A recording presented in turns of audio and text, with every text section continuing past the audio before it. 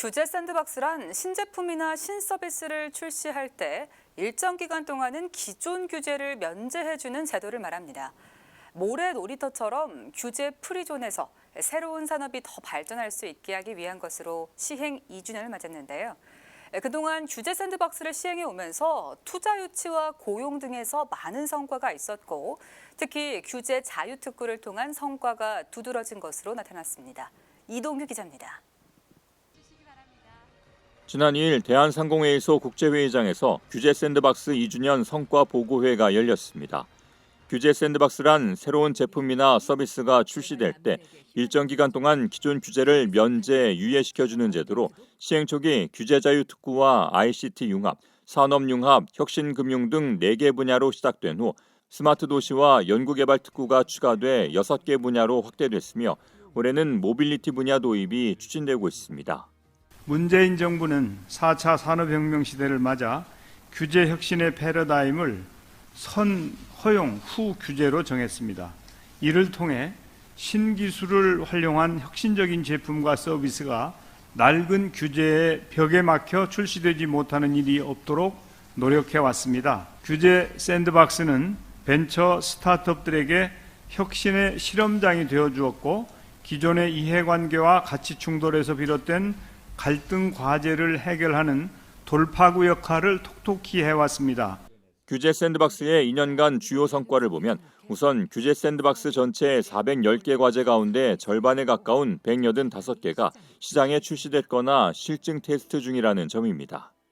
2019년도 1월부터 지금까지 한 410건의 규제 샌드박스 과제 승인이 있었습니다. 주로 보시면은 실증 특례가 332건, 그리고 임시 허가 48건, 적극 행정이 30건 이렇게 구성이 되어 있습니다. 그리고 분야별로는 혁신 금융이 137건이 이루어졌고, 그다음에 산업 융합, ICT 융합 이런 순서가 되겠습니다.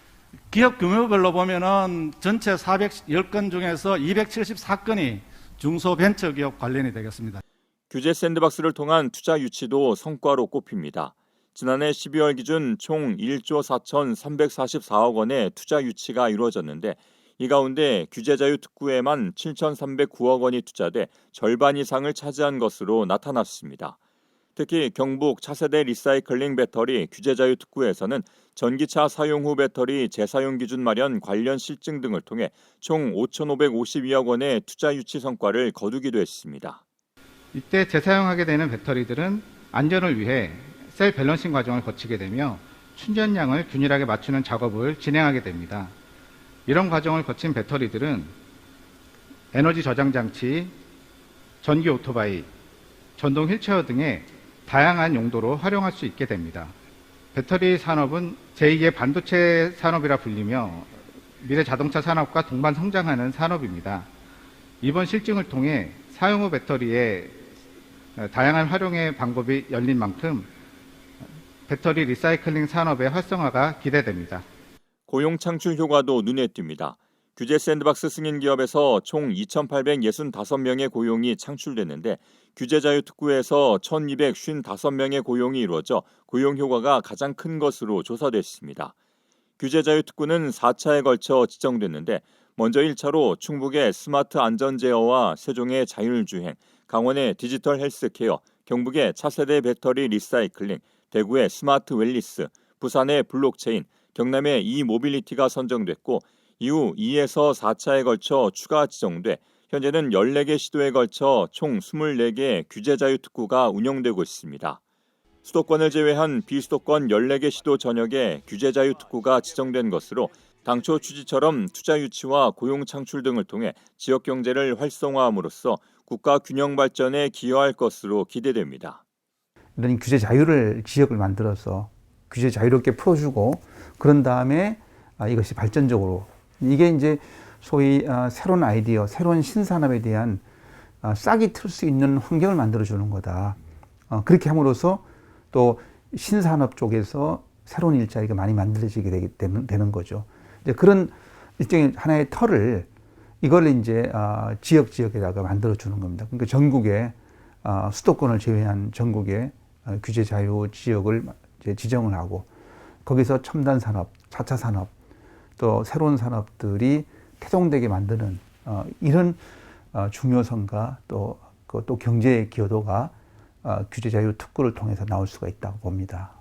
정부는 규제 샌드박스 운영 3년 차를 맞아 제도 발전 방안을 마련하고 내실화에 힘쓴다는 계획입니다. 실정 테스트 결과 안정성이 입증되었음에도 이걸 정식으로 허가로 가려면 규제가 법령이 정비가 돼야 됩니다. 그래서 법령이 정비될 경우는 사업이 중단될 수도 있기 때문에 이 경우에도 임시 허가로 전환해서 사업을 계속할 수 있게 그렇게 조치를 할 계획으로 있습니다. 그리고 성인 기업이 사업을 하다가 요청하는 경우는 그 법령 정비를 요청하면은 저희들이 적극적으로 또 제도 개선도 하는 방향으로. 한편 중소벤처기업부는 24개 규제 자유 특구에 부여된 규제 샌드박스를 누구나 활용할 수 있도록 규제 특례 사례집을 발간했습니다. 이번 사례집에서는 개인정보와 모빌리티, 바이오 의료 등 5개 분야에서 규제 혁신을 견인할 수 있는 28개의 대표 사례가 엄선돼 수록됐으며 규제 자유 특구 홈페이지에서 무료로 내려받을 수 있습니다. 예스티비 뉴스 이동규입니다.